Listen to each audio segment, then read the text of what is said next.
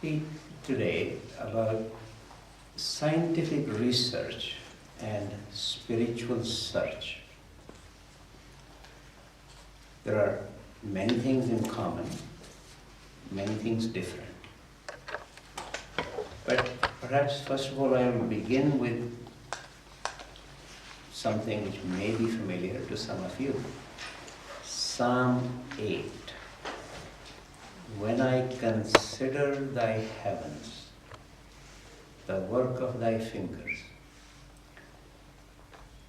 the moon and the stars that thou hast ordained, what is man that thou art mindful of him?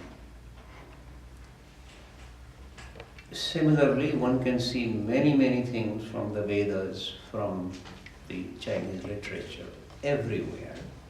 Whenever human beings have been struck by the grandeur or the magnitude of the cosmos, usually through the stars, just looking up to the heavens, it is almost inevitable that questions about the human existence or its meaning or its relevance immediately arise, just as in this psalm. And that we are naturally struck by this mystery. And one of the things which is very important to appreciate, that every human being actually is struck by the cosmos around them. The nature of the plants, the movements of the planets, certainly this fact that the stars shine and there is a rhythm, there is a pattern, plants, animals. These are, of course, the standard questions that the scientists deal with. So, we may not do science systematically, rigorously, but there is no human being who is not interested in these things. So in some way, we in fact all are scientists, or at least have scientific interests. Then of course, in general, people have limited energy and limited times. So we rely on the knowledge produced by the others in general. Similarly, it doesn't matter how occupied we are with just making a living or trying to impress other people, competing with them. Still, occasionally, everybody wonders, what happens when I die?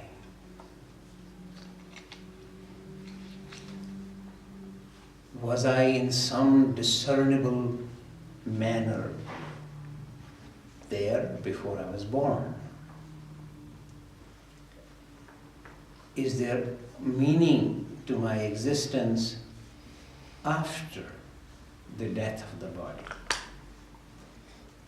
Now, of course, again, most of us don't have enough time, enough energy, really enough freedom to pursue these matters rigorously, systematically. But I am not aware of any human being that I have ever met who is not occasionally interested in these questions. And these are, of course, the perennial philosophical, religious, spiritual questions. So, one of the things that I would like to just say, first of all, that of course we may not be certified scientists or monks in any monasteries or following any particular spiritual discipline. But these questions are of concern to every human being sometime. So we should not imagine that only specialists or experts have any particular right to speak about these things. They concern all of us. So I would then say that every human being has two essential needs. This is in addition to our usual needs for survival, for food, shelter, sex, that sort of thing. Obviously, these are in fact needs of the body. Then we have what are becoming closer and closer to the needs of the soul. We have need for knowledge and need for meaning. What is the meaning of my life?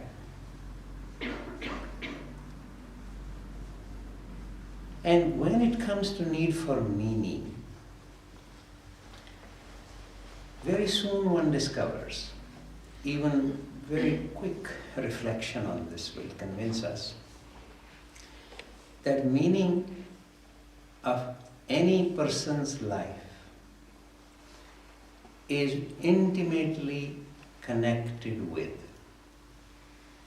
a whole domain of relationships. Relationship, first of all, fundamentally with myself. Am I easy with myself? I feel connected with myself? Or I'm unhappy with myself? Of course, relationships in the family, in the society, with other creatures. And of course, in our modern times, when we think of other creatures, we are almost always thinking of only the animals or the plants or the trees. In the vast history of humanity, particularly in all the religious traditions, when they speak about other beings, they also include levels higher than ourselves. So devas or angels or fairies, these are also other creatures, occupying other levels, other domains. So what is our relationship with this? We have become sometimes totally convinced that there is nothing other than human beings who are at the top of the scale of existence. But because of standard religious talk with which we all grow up, so we may say, oh, there is God, but we don't know what God is. And nobody can prove the existence of God, but at least we use the word God. But increasingly, we are less and less even conversant with using phrases like the devas or the angels, which are really intermediate levels. So, relationship with all levels of existence, lower, higher, and even more particularly at our own level, other human beings, that is more or less the kernel of searching for our meaning of my existence. And then, what is the heart of any relationship?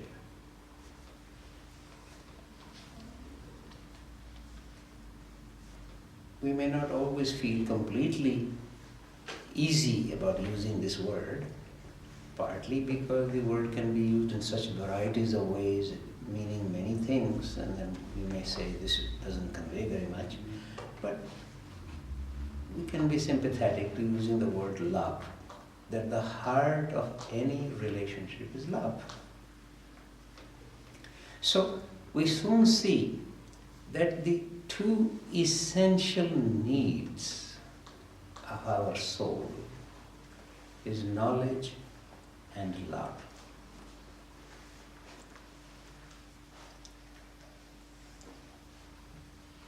And that these needs have, generally speaking, been identified with the enterprise of science, searching for knowledge, and the whole enterprise of spiritual search, searching for our right relationship with all levels of reality. Therefore, we get these classical expressions, love God with all thy body, heart, and mind. Love thy neighbor. as yourself, etc. So all these arise. Now one can give more specific other examples from other traditions, but I am making a general point here that the scientific enterprise, not always in exactly the same form. There was a very great revolution in the whole scientific enterprise, which actually practically redefined what is science in the 16th, 17th century in Western Europe. So our modern science it has some continuity with older science, with Greek, Chinese, Indian science, but there is also a radical discontinuity, as if a whole different worldview emerged. And similarly, of course, whenever any great spiritual masters have arisen, such as the Buddha or Christ, there can be a whole different direction given to spiritual search. Nevertheless, these enterprises are perennial. They have always been there as long as human beings have been there.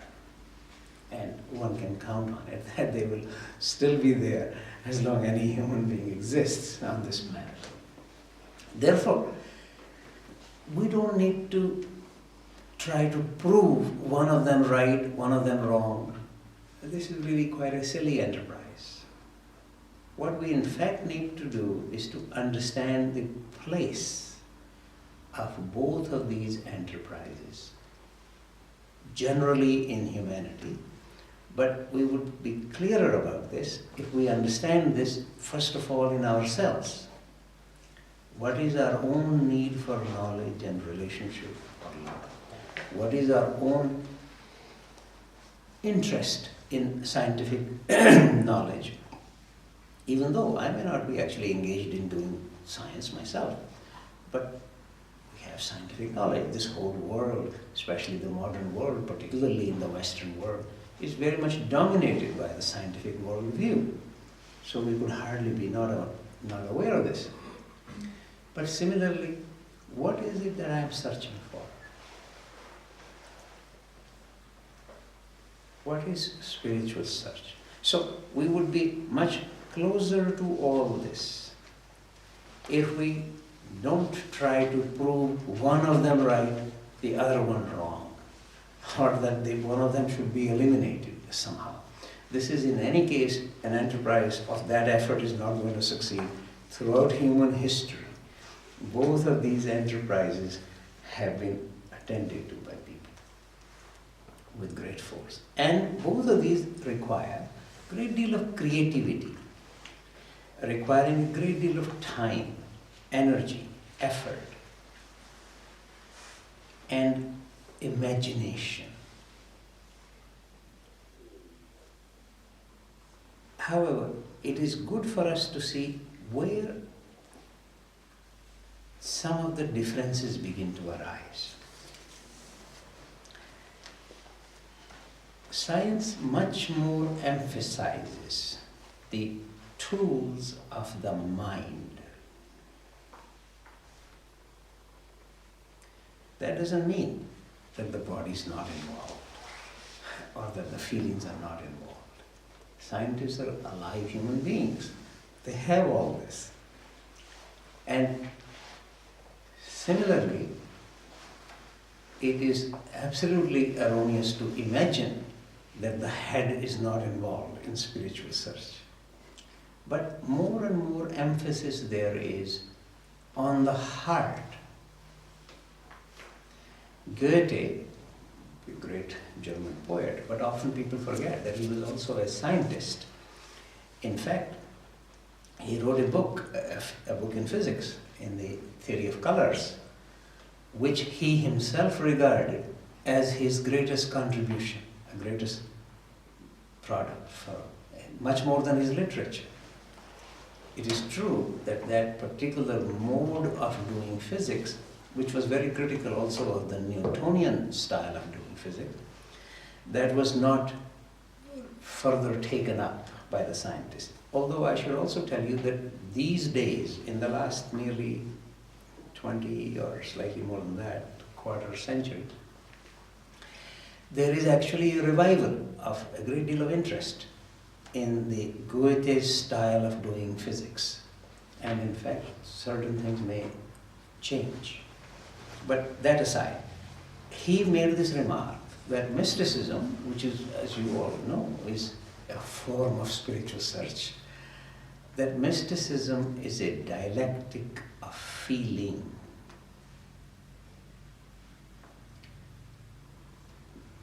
And he was making this, in fact, somewhat in contrast to the scientific inquiry, which is a dialectic of reason.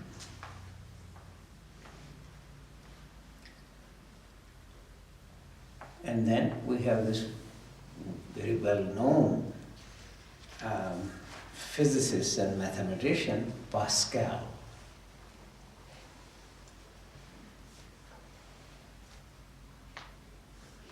Who had quite strong mystical experiences himself. And he said, heart has reasons which reason does not know. So, that feelings are also instruments of perception is absolutely central to spiritual search. And in the scientific enterprise, generally, even though feelings obviously enter, no human being can do anything without bringing feelings into it. Nobody can work hard unless you really are in love with this subject that you're working on. And however, feelings as instruments of perception are not encouraged in the sciences. And I will go into a little bit more detail of this because we need to actually understand what some of the fundamental differences are and therefore the consequences of these two enterprises.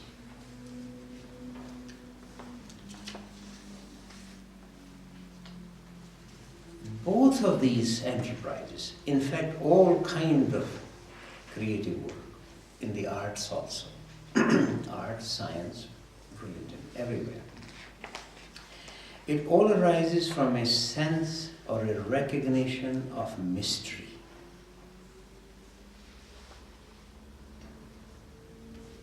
Even the psalm that I initially recited, just a part of that psalm, there is a mystery. And I won't speak about the arts now, but just speaking only about the generally what is called the spiritual search. Science can be involved in this, arts can be involved in this.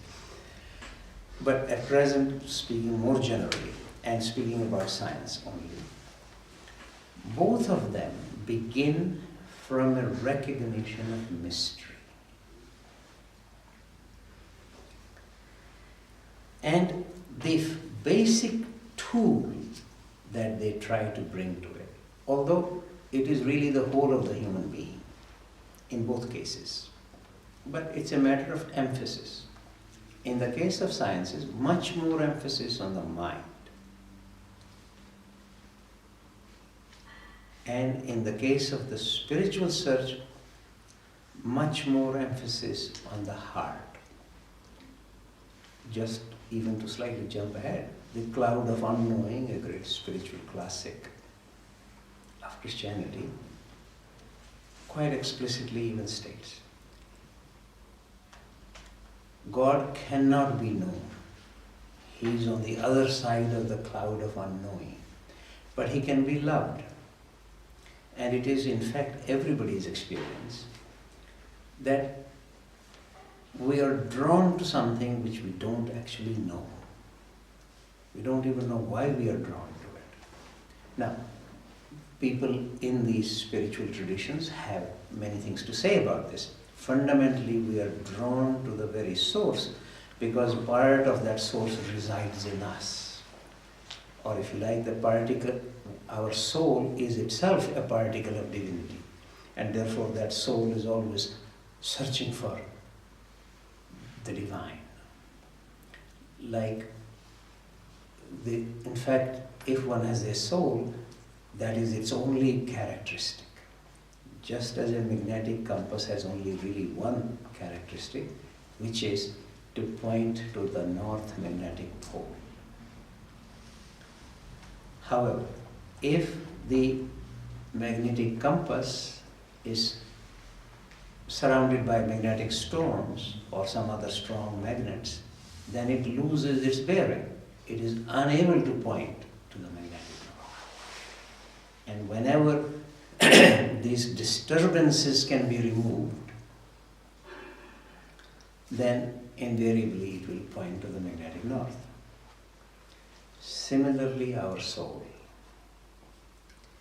it can be waylaid by other disturbing magnetic storms, violence.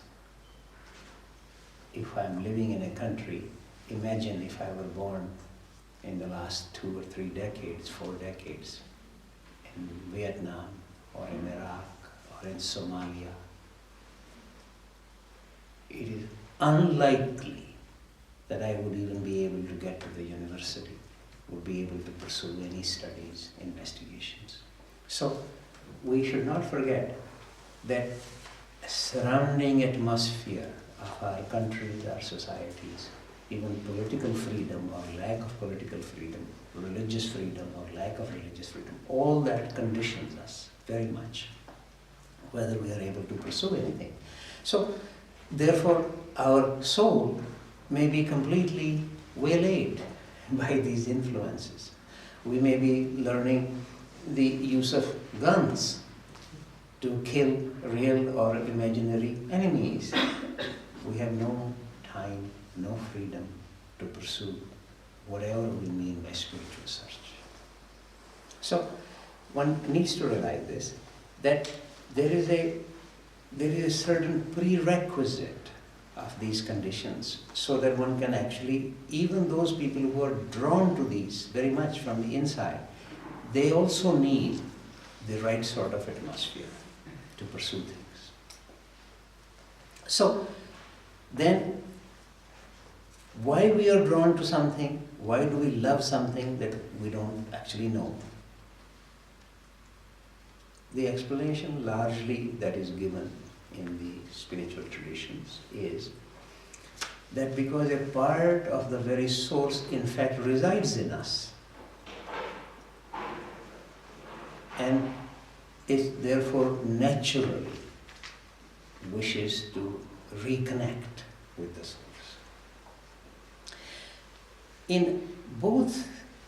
On both sides, by which I mean scientific research and spiritual search, a great deal of emphasis is placed on perceptions, on observations.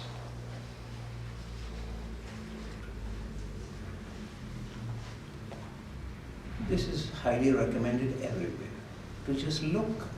If I go to a museum and find some, or not necessarily in a museum, in the wilderness, and encounter some totally unfamiliar, and if I am a reasonable scientist, wish to understand something about this ape, I don't ask it to behave like a dog or a cat or some other ape that I know. I ask it to behave just as it is, and then I try to observe. What is the nature of this ape?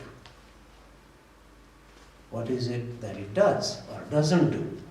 I don't try to impose my ideas on how it should behave. So, observation with more and more care, without imposing myself, is really the fundamental instrument everywhere, whether it's in science or in spiritual search. However, there are easily discernible differences. It is quite clear. For example, if I wish to look at some small particles, that my eyesight, as it is unable to see the structure of this small particle, then I need to develop a microscope that will magnify the material so I can look at it. In the sciences, the observations are magnified, or if they are far away, they are brought closer, for example, through a telescope, which is another magnification, quantitatively. My eyes are the same. They have not changed. But I magnify the object, or I make the distance smaller so I can see more clearly. So we have instruments, and those instruments are essentially, first of all, enlarging quantitatively the capacity of our eyes. Now, in spiritual search, the fundamental instrument is myself. My own mind, my own heart, my own body. These are my instruments.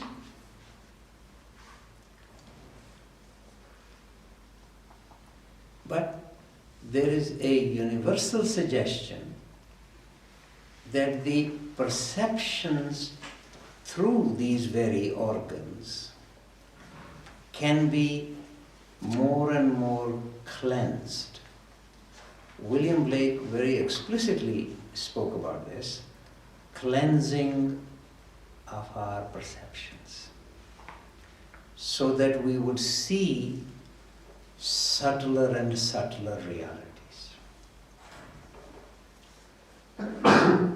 There is a story in one of the Upanishads in which a young boy coming from a family of sages and Brahmins. So this young boy at 12 years old, Shwetketu is his name, just for convenience I mentioned it. So his father says to him, Shwetketu, you are born in a family of Brahmins. We are not Brahmins only by name. So go and study. So he goes to a very learned teacher, comes back after 12 years of study, very learned in all the relevant sciences, mathematics, music, astronomy, astrology, etc. And he returns full of knowledge and also full of himself.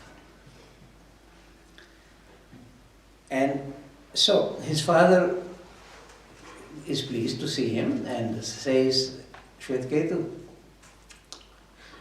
did you learn that by which the unhearable can be heard and the unseeable can be seen?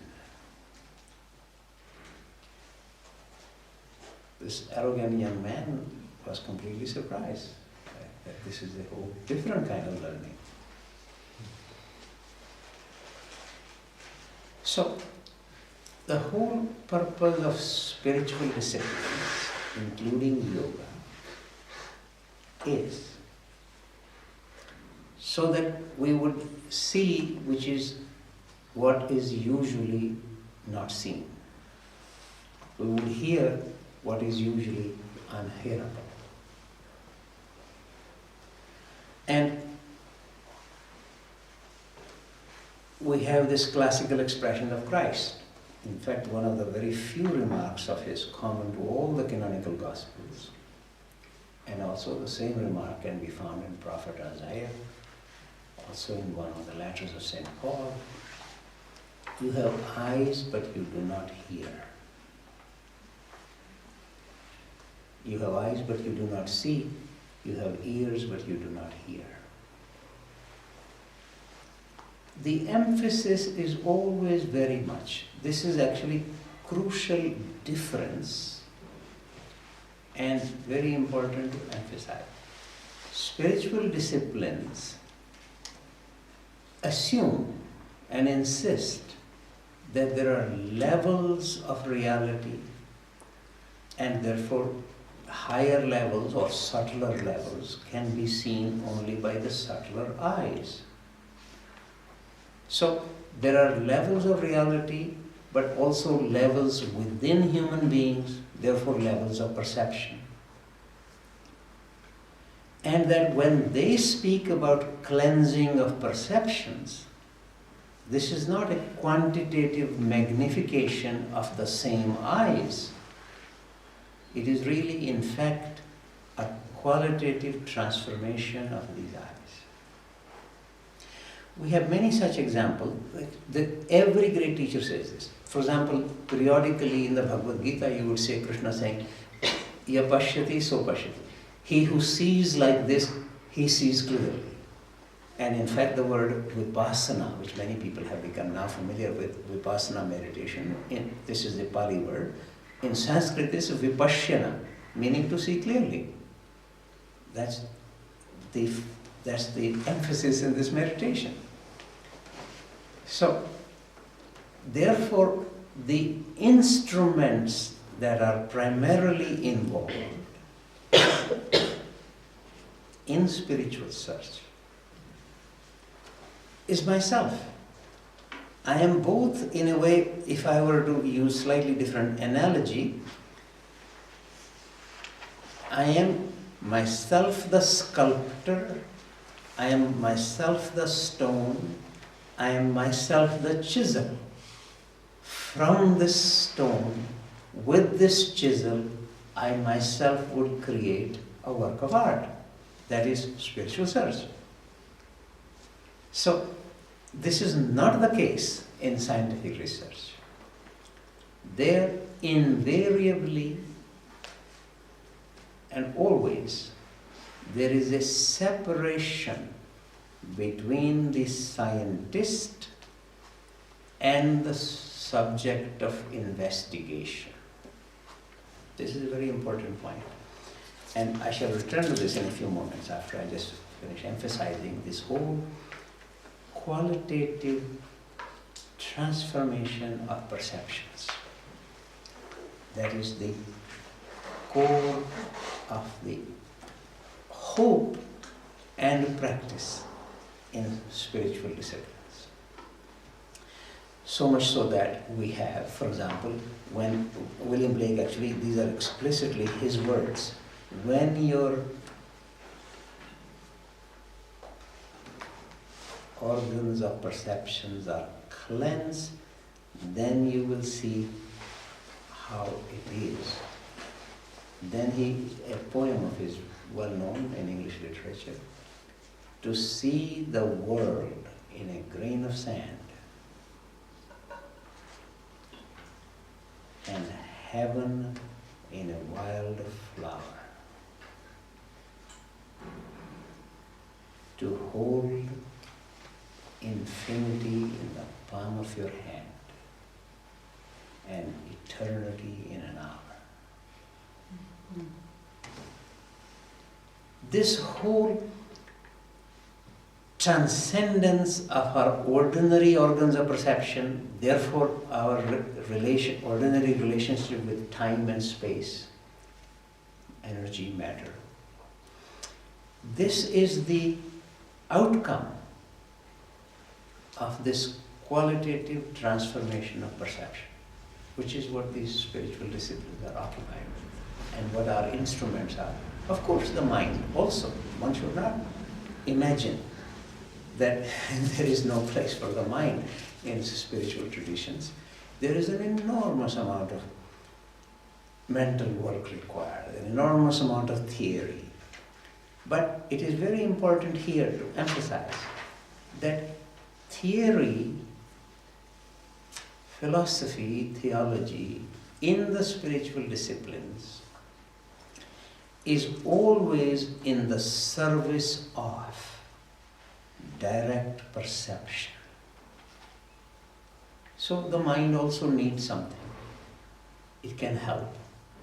So, but ultimately, however high intellectual things anybody speaks about, unless they themselves have a direct experience of these realities, we would simply say, oh, this is just theological talk. So, all theory in spiritual disciplines is in the service of direct perception. Patanjali, Krishna, everybody, not only in India, everywhere, in all mystical traditions, it's the direct perception, sakshat, or sometimes it's called sakshatkar, direct vision, direct perception, face to face. It is very much that emphasis.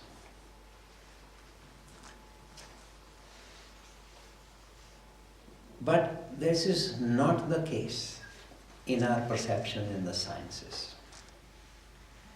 In fact, this is not forbidden. Beginnings of science were all just direct sense perception. One would see where the sun rises, where it sets, etc. But it is an amazing thing. Since the 16th century, although there is a tendency in the general public to say, oh, science is just sense knowledge, whenever they even want to put it down. This is actually completely erroneous. Science doesn't so much, especially physics. Within the sciences, there are two things which are, it's a very great division. People should know this. What is sometimes called natural philosophy, that is physics. Then sometimes what is called natural history, that will be geology, biology, astronomy. Then these things have been quite interacting with each other. Since the 17th century, physics is regarded everywhere by everybody as the queen of the sciences.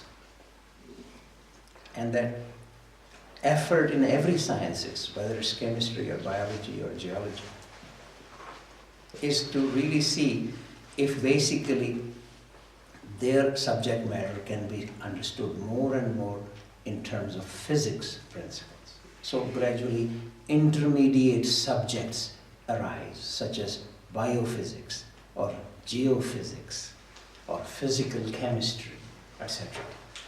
It's inevitable because there are also some differences in these subjects, but that at a very deep level they can be understood ultimately as matter in motion, which is the project of physics.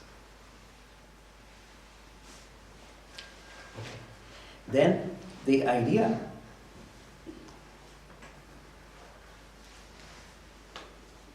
that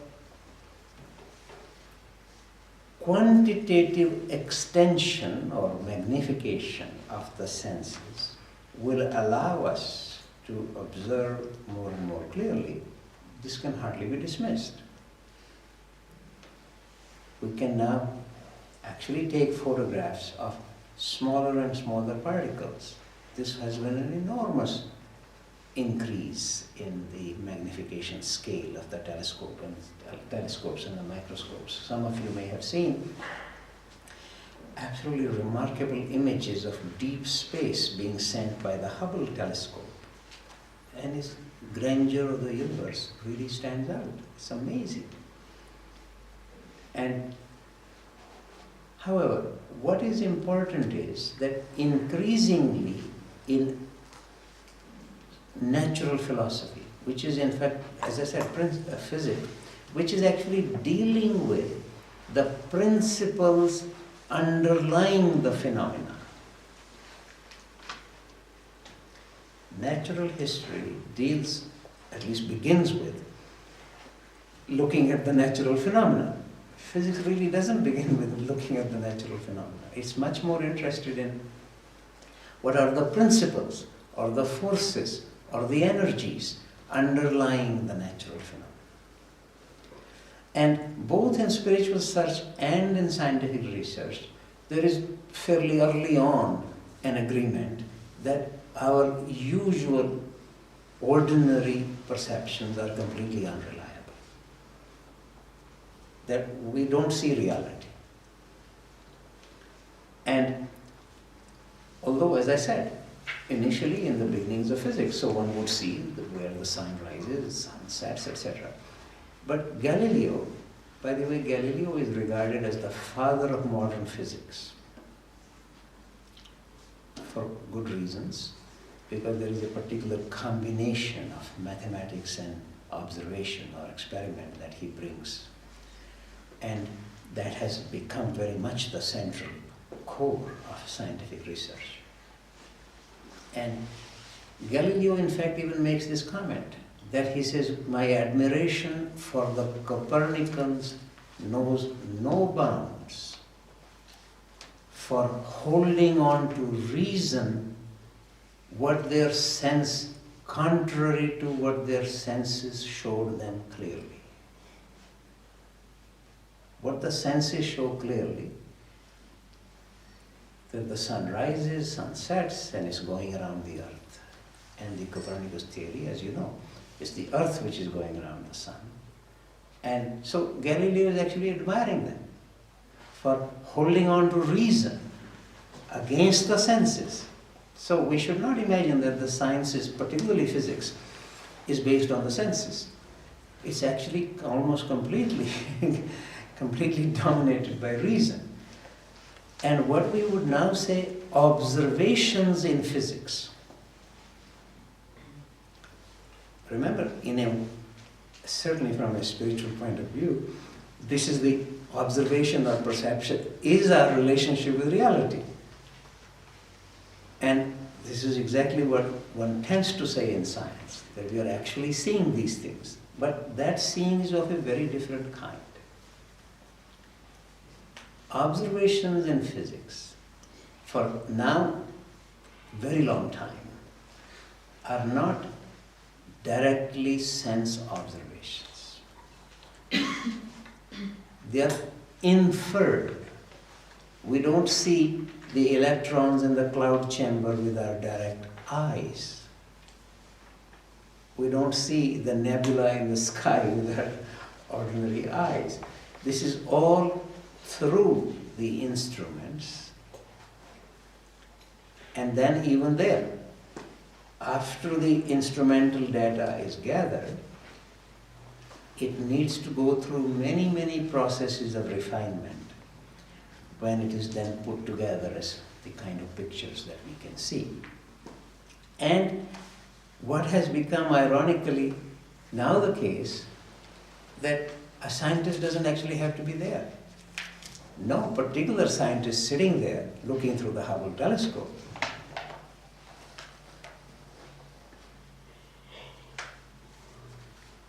Therefore, all these observations have to be such for them to become scientific observations. They have to be such that any more or less competent physicist could understand them, could look at them, but they could be recorded, in fact are recorded, just by instruments, by computers. Scientists can go home and have lunch.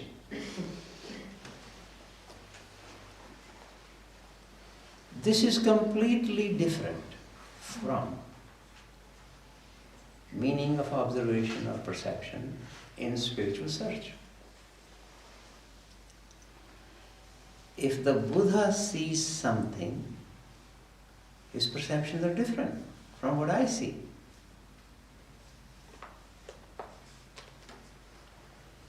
But this will not be admitted as scientific data unless there is a common denominator. And that common denominator now has to include the instruments, the computers. Therefore, it is always the lowest common denominator. It has no reference to the quality of the person. The greatness of the being. And just simply to remind you again, the whole of the spiritual search has to do with enhancing the quality of the person. More and more freedom from self-centeredness. Ultimately, speaking at the very highest level, total freedom from myself.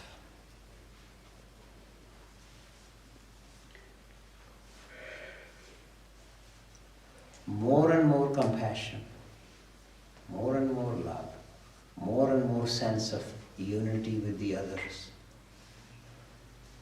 That is the meaning. That is not the enterprise of science, where the subject always remains a little different from what is being studied.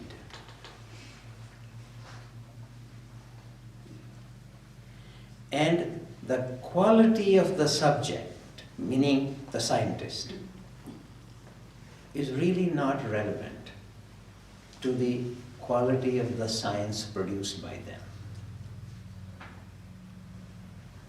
We have had completely remarkable human beings, scientists, who have produced very good science.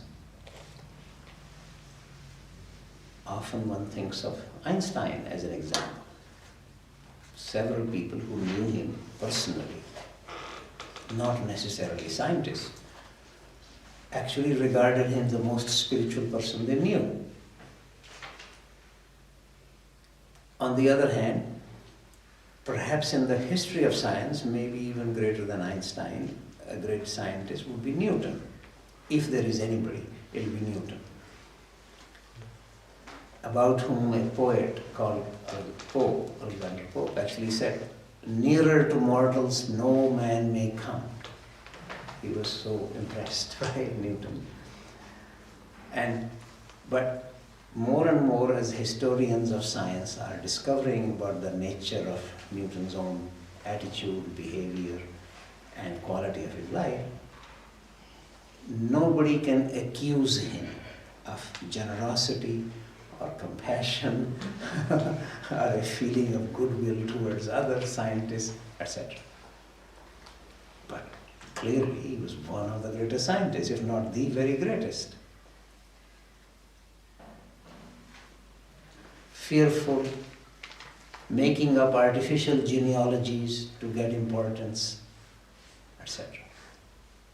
It's an amazing fact.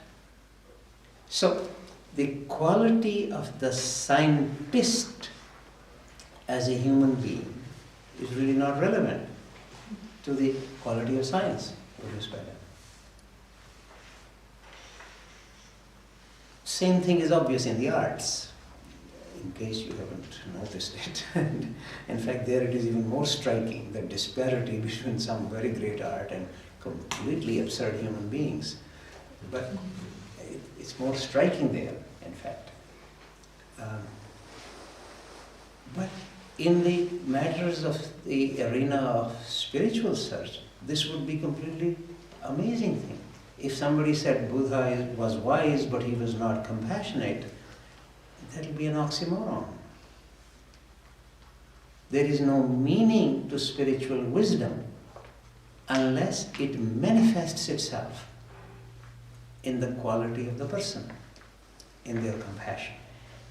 Krishnamurti in particular used to emphasize this very much. I remember a remark of his that a rose does not decide to smell like a rose. We recognize that it is a rose because of its smell. So a sage doesn't decide to be compassionate, but we recognize that such a person is a sage because of his compassion.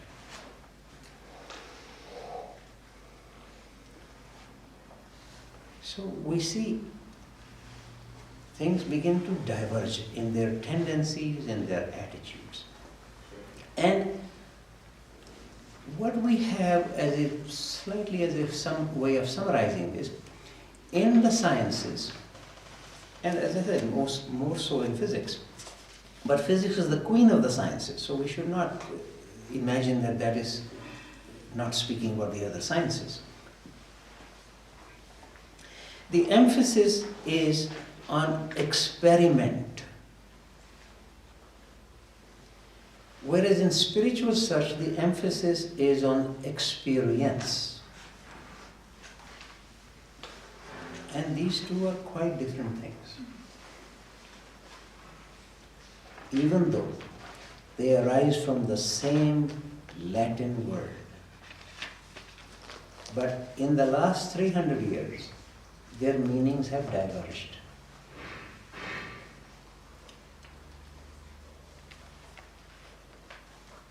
We experiment upon things. We can experiment on cats. That is quite different from experiencing a cat. The great Jewish philosopher, also a poet, Martin Buber, of the 20th century, wrote a book called I and Thou, where he speaks about, although initially he's speaking about God, the relationship between a human being and God as an I-Thou relationship. But he expands this, that one can have an I-Thou relationship with a cat, with a tree. It is seeing with the eyes of love, so that there is a sense of oneness. You're seeing something from the inside. You're seeing a cat with its own eyes.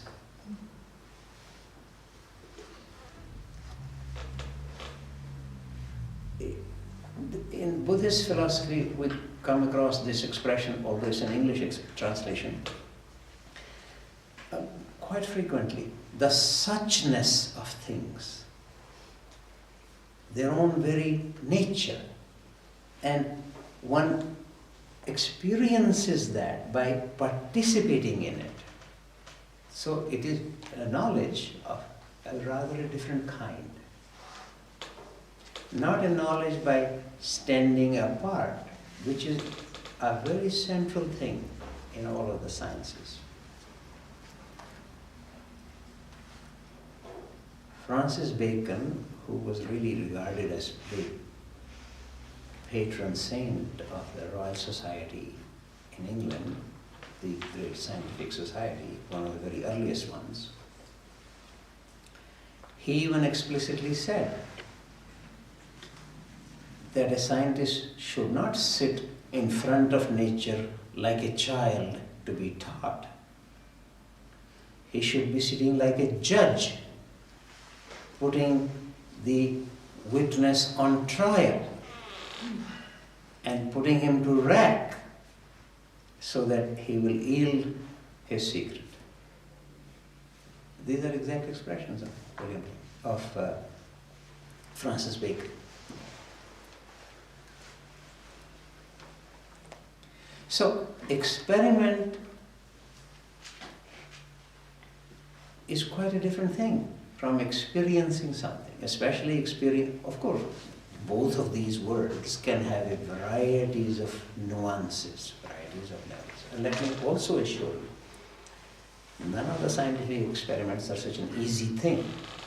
Everything requires an enormous amount of work, energy, effort, and creativity on both sides. So let's not become opposed to something. We need to understand what each of these things is trying to do. And what are the instruments that get developed and cultivated.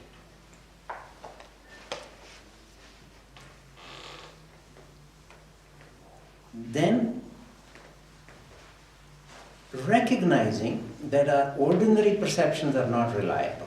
Everybody recognizes this everywhere. This is nothing special to sciences or to spiritual search.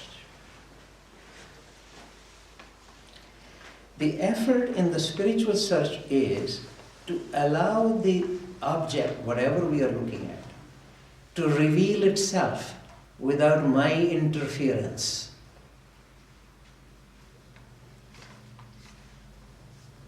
Now, in the sciences also, really, this is what we would wish, but as has been much elaborated by philosophers of science, starting with Immanuel Kant, that all our scientific knowledge has two inputs.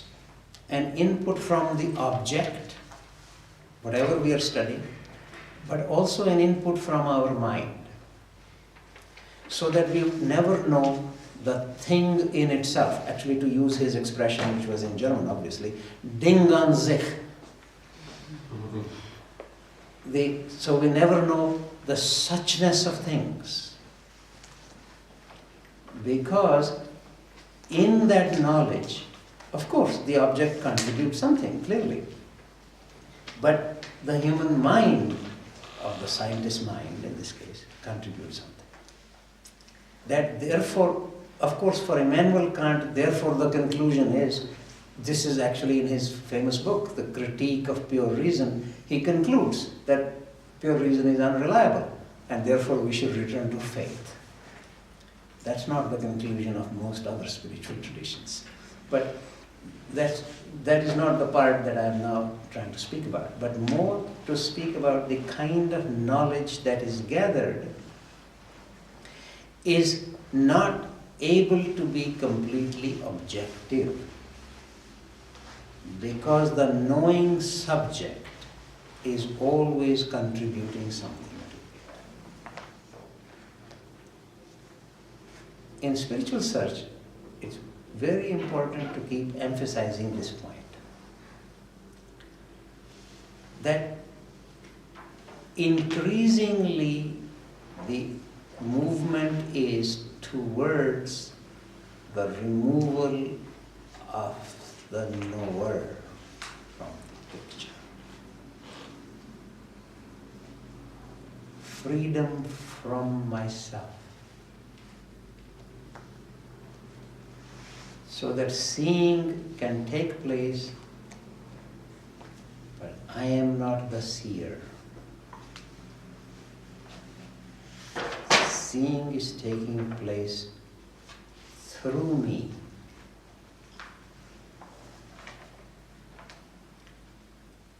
I imagine some of us, and I can certainly speak for myself, have occasionally an experience that one is surprised by what has been expressed through me.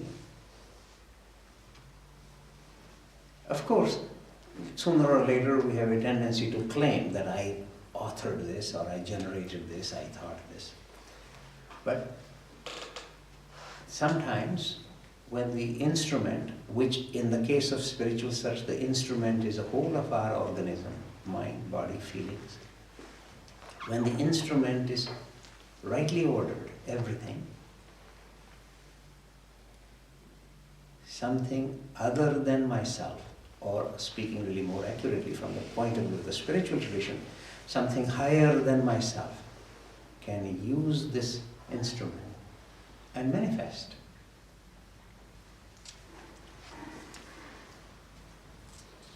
Therefore, the best that we can actually do in the sciences is not really produce objective knowledge, but a knowledge which is intersubjective. Otherwise, it will be just purely subjective. That everywhere the search is for objectivity, in the spiritual domain as well as in the scientific domain.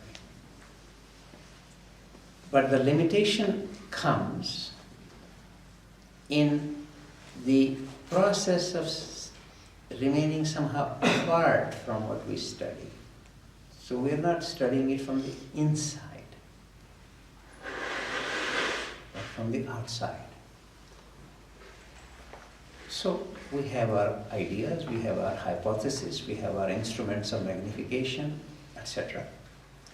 And in some way, we are really asking any natural process or natural being to go through this sieve of our mind, of our instrument, of our design.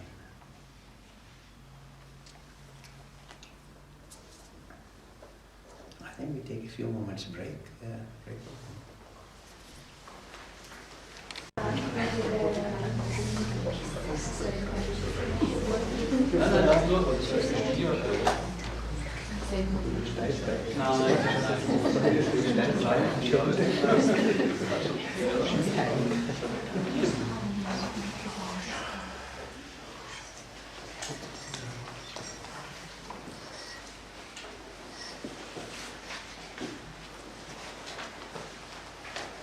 one aspect of scientific research which needs to be emphasized is that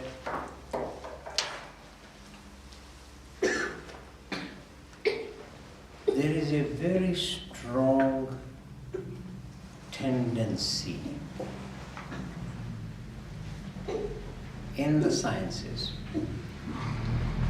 that if we understand something, if we know something, then we can control it.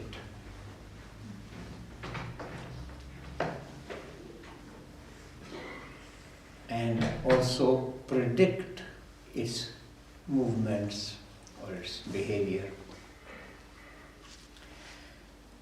This is very strong. In fact, this is so deeply built into the nature of science that becomes the meaning of understanding. That unless we can actually control it, we don't understand.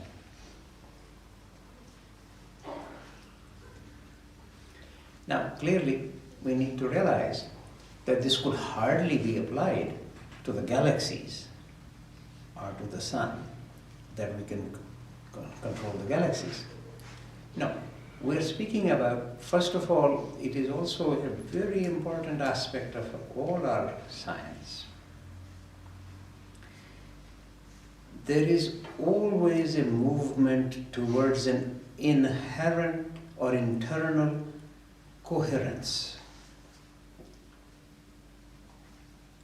a kind of a reliability. I don't need to know every branch of science because I can rely on my fellow scientists in the other fields that what they are saying, what their results are reliable. And therefore, there is an overall integrity to the whole enterprise of science. So, and then of course there are certain principles which are really in fact matters of assumption. They sometimes appear as if they are proved. They cannot be proved in principle. For example, that the matter everywhere is the same. Well, we don't have the matter from the Andromeda galaxy. We don't know whether it is the same. But this is a part of our assumption. And it actually begins, in fact, from the 16th century onwards with people like Galileo and Kepler. These are the major scientists of the scientific revolution. And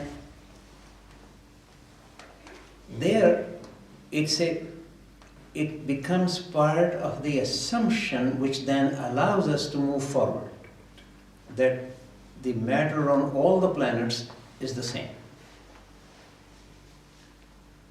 And furthermore, same laws apply everywhere.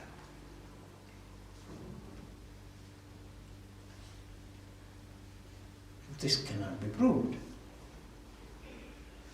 But it allows us to do many quite remarkable things. So, therefore, we can say something about the galaxies.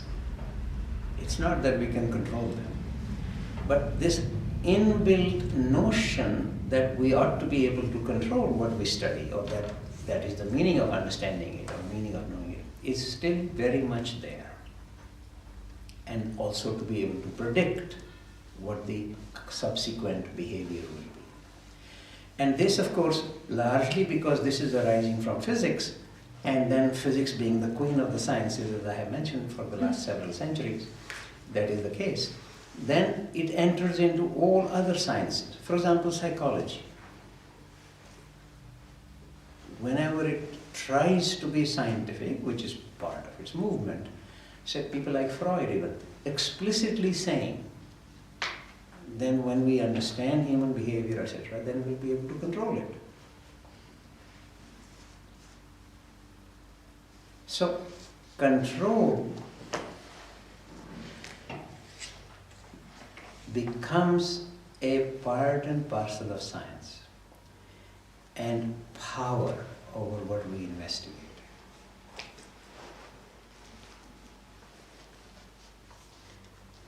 In spiritual search, it's a very interesting thing. It's really just the reverse. As it were, you lose your control. That is partly almost the meaning of love.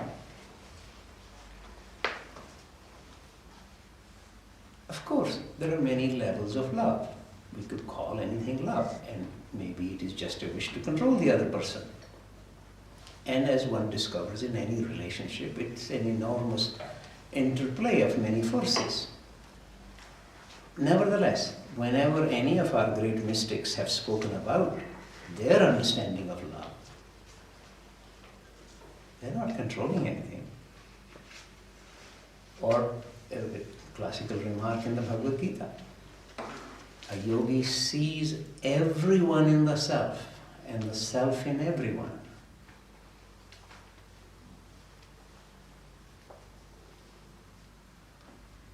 Raman Maharshi is not trying to control anybody or anything. It's actually the direction towards ecstasy.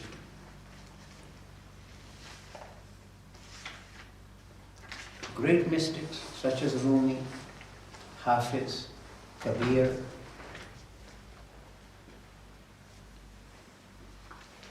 John of the Cross, Teresa of Avila, they're in ecstasy occasionally. Now, ecstasy literally means to stand outside oneself. They are not even in control of themselves. They have been, as it were, taken over by the Spirit, in response to which sometimes they dance, sometimes they sing, sometimes they play music, sometimes they write poetry, sometimes they do philosophy, theology, or even physics. This is not forbidden. Everybody does what they can do.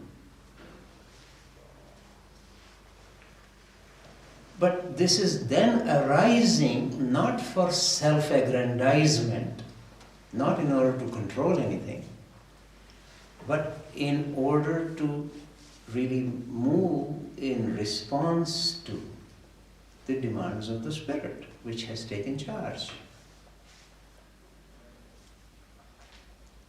There is no point. The Spirit is not foolish. It would not be a very good idea for the Spirit to take charge of Einstein and to say, you should now dance. If Spirit takes charge of Einstein, almost certainly she, he, it will ask Einstein to do physics. Or in his case, also to play music, actually. He was a good violinist. So, but it would ask Bach to write music, not to do physics. So we should not imagine that there is only one activity that is spiritual, or that is what the Spirit wants. Spirit is a whole creativity. And there is this one of the hadiths in the Muslim world of Prophet Muhammad,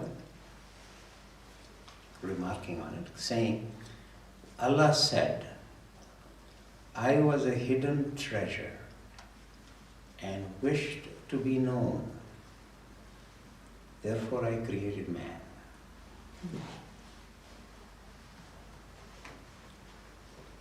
So, human beings have been created because Allah wants to know Himself. So, knowledge can also be very much a whole spiritual activity. The production of knowledge, whether it's philosophy, theology, science, any kind of science, art, music, all this is. So, these moments of ecstasy are of course not so coherent, but soon after that, these people will then engage in some activity or the other. And that activity can be of teaching, as in the case of Christ and the Buddha, or of poetry, as for Rumi and Kabir. It can be philosophy, as was the case with Meister Eckhart. Philosophy, theology, these two are slightly mixed up words. Or for Shankara, for Ramanuja, for many of the great Buddhist scholars, and Shantideva, Nagarjuna. It can also be dancing. Many mystics were dancers. So it can be really any of these activities. But there is not in anything that is anywhere around the idea of controlling what one is studying or understanding or subjecting to. So there is a sort of, it is a good idea for us to summarize a few of these things. Earlier I have been saying that in spiritual search there is actually a movement towards it. That doesn't mean every searcher comes to this point. An ordinary scientist is as far removed from Einstein and Newton as an ordinary searcher is from the Buddha and Christ. So we can't just count on everybody accomplishing these things, but we can take examples from these great heroes in science as well as in spiritual traditions. But the movement there is towards freedom from myself, freedom from the knower. Knowing takes place, but the knower gradually fades.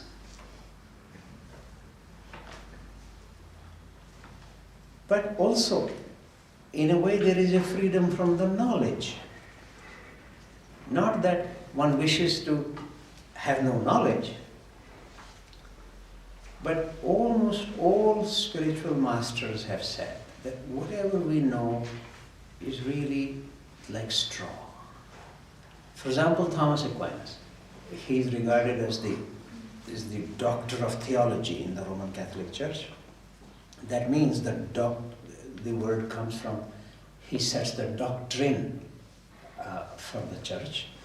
And he wrote this famous series of books called the Summa Theologica. But then he had a direct mystical experience, at least a minor one. And he said, all that I have written is but a straw. So there is a kind of a freedom from this.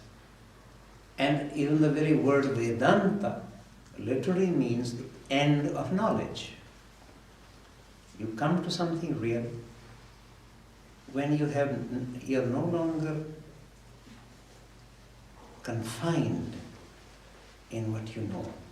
And in our own days, more than anybody else, it's Krishnamurti who very much emphasizes this.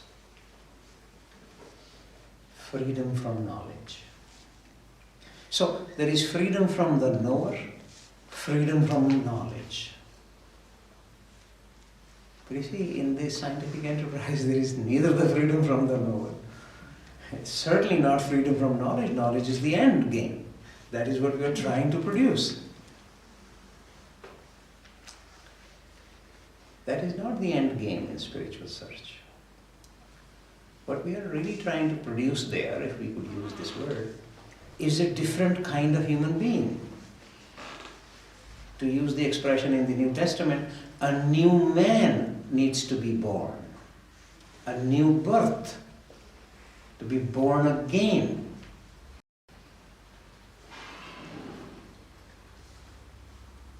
Then, if part of our knowledge gathering gets associated with control and prediction, it obviously is an increasing indication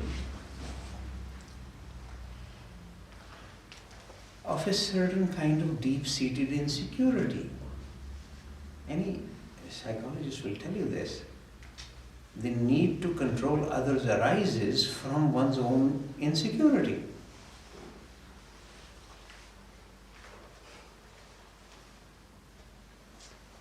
In the spiritual traditions,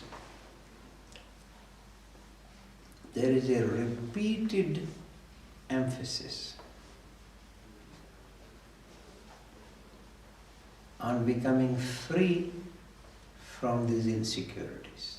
Partly it is in any case obvious. If I actually depended on controlling everything, I'm already condemned. Nobody knows everything that is to be known. Nobody can control everything. And especially striking in the book of Job, where God is asking him, where were you when I laid down the foundations of the world?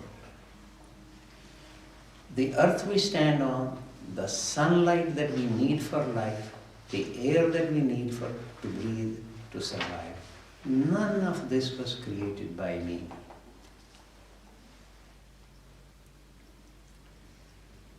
Water, food, air, earth, my own body, my own mind, nothing has been created by me. So to imagine that I need to control all these forces and energy is absurd. Therefore, there is not only the freedom from knowledge, freedom from the knower, but also freedom from the need to know, in the sense that need to control. It is actually abandoning oneself. In a way, the assumption in all spiritual tradition is about, if you like, the goodness of God or the rightness of these forces. It's abandoning oneself to the goodness of God. I did not create myself. I will not take myself away from here. Energies, forces came together to create me. Energies and forces will come together to take me away. It's a process of life. One does not control, one need not control, one needs to celebrate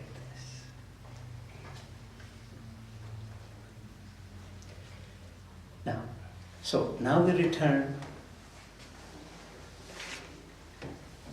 again to the very beginnings of science, not historical beginnings, but creative beginnings, in the sense of mystery.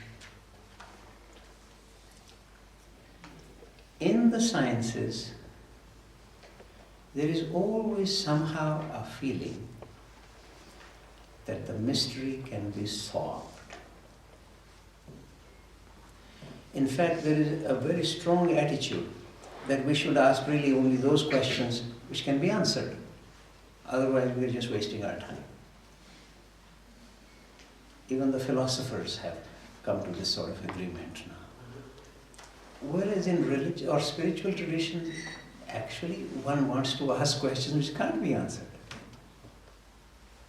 Those are the only really interesting questions. They cannot be answered by our ordinary mind. So, what happens in practice? Sciences arise from an awareness and a sense of mystery, but it gradually becomes a mystery which either we will solve, if not now, soon, or we should somehow reduce the dimensions of this mystery that we can solve it.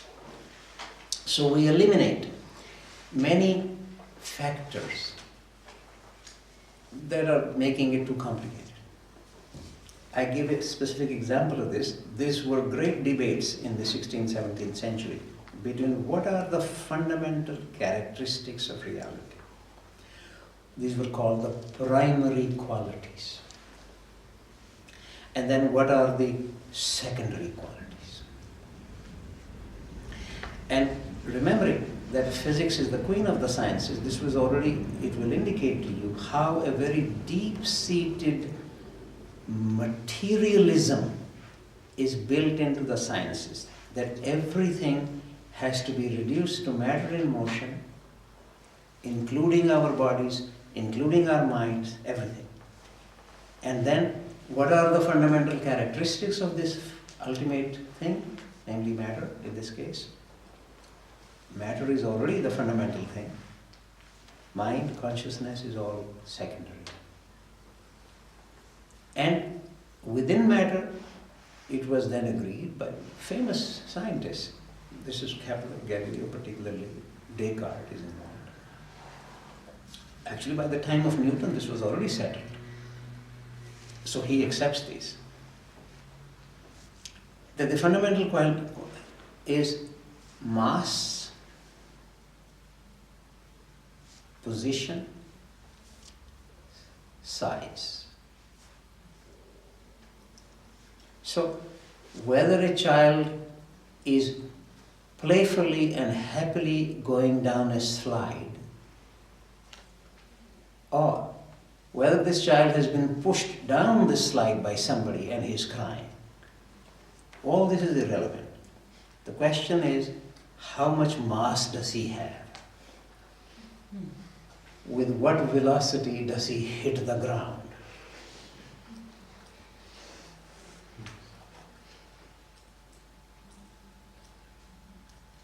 So, for example, color is not a primary quality.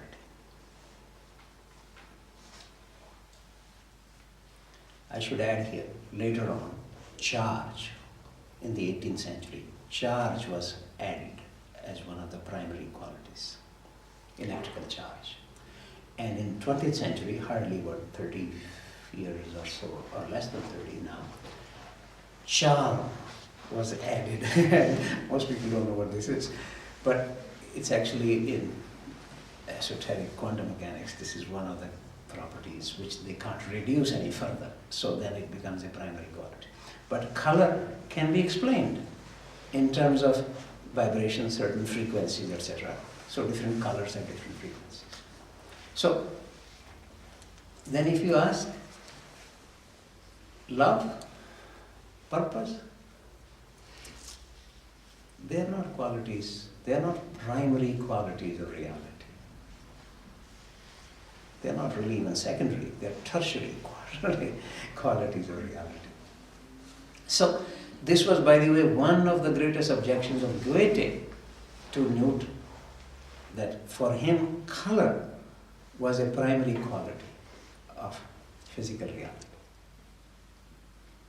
Largely, if you ask any painter, he was coming more from the artistic side, color is a primary quality. And if you ask any of the mystics, they would say love is the primary quality of reality. For example, first letter of John in the New Testament, God is love. He who would come to God, or he who would dwell in God, must dwell in love. Or the Rig Veda, the oldest text in any Indo-European language, in the 10th mandala says, Agre Kamasi, in the beginning arose love. Everything else comes from that. And love is a fundamental, not a characteristic of reality, it is reality. It is a constituent of reality. Same thing for Dante, describing his highest vision of the highest heaven that he is allowed to see in the Divine Comedy. This is the very last stanza in the Divine Comedy. So this is the highest heaven he can see. There my will and my desire were one with love, the love that moves the sun and the other stars. So it is a constituent of the ultimate reality. It is the fundamental force that keeps the whole constellation of the stars and the sun in their places and in their movements. This is not what we regard as primary quality in physics. So the search for primary qualities is clearly fundamental because that is the nature of reality. So we are trying to find the nature of reality. But for spiritual searchers, I don't think it really matters whether the hymns of the Rig Veda were composed by the river Ganga or by river Jordan, or whether Christ gave his sermon on the mount in Israel or in China. What matters is what is real. So position, place, size, mass. If these are the primary qualities, the mystics have nothing to do with it. It is the very freedom from these realities, from how space, time, matter, energy are understood, that what the spiritual searchers are searching. So, the notion is practically a cliche in the mystical literature. Unlike in the sciences where the mystery can ultimately be solved. At least in principle it can be solved. Or at least we should think about only those kinds of mysteries which can be solved. No. In the mystical literature it's practically a cliche that ultimate mystery cannot be solved. We have many examples of this. For example, the one I just quoted, God is love. That's a mystery. No mystic will ever tell you that this can be solved, and they can then give me the solution that I can publish in a paper and say this is the solution to this mystery. Or the mystery of the Trinity, or Atman is Brahma, a classic statement in the Upanishads. None of them are saying this can be solved. But if we contemplate these with clearer and clearer mind, more and more awakened body, more and more awakened heart, then sometimes these mysteries are dissolved. They no longer frighten us. They no longer bother us. Actually, all of the spiritual masters then celebrate these mysteries. In many forms, I mentioned earlier, dance, poetry, music, philosophy, theology, science. We have had great scientists who have been mystics. Particularly, I mentioned Pythagoras, Swedenborg, but in a slightly different way, but very much involved in mystical considerations, theological considerations. Kepler, Newton, Einstein. Newton wrote more words in alchemy and theology than in physics and mathematics put together.